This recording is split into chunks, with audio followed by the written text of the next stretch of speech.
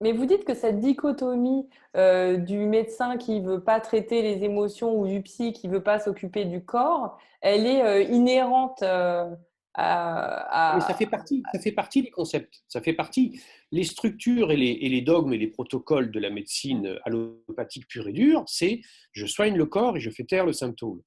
Mm, Les mm. principes et les présupposés de la psychologie pure et dure, c'est je traite l'esprit et je ne touche pas au corps.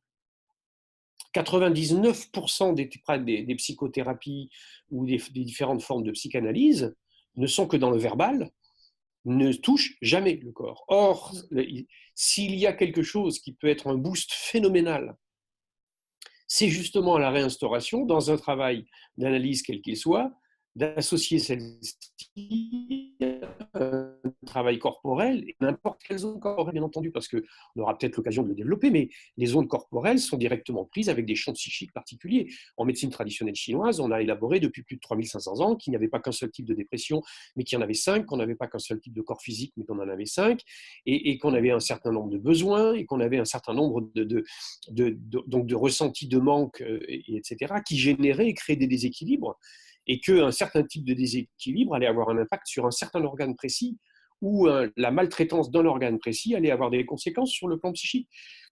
Et donc ça on le savait dans cette médecine-là, mais dans la nôtre, on rejette. Moi, les difficultés les plus grandes que j'ai eues au départ, aujourd'hui, c'est un petit peu plus différent parce que le succès des bouquins, le nombre de gens que j'ai formés, d'interventions que j'ai fait font que j'ai obtenu une certaine image, une certaine reconnaissance. Une Mais légitimité. pendant une quinzaine d'années, n'étant ni médecin, j'étais rejeté par la médecine, ni psychologue, j'étais rejeté par les psychologues.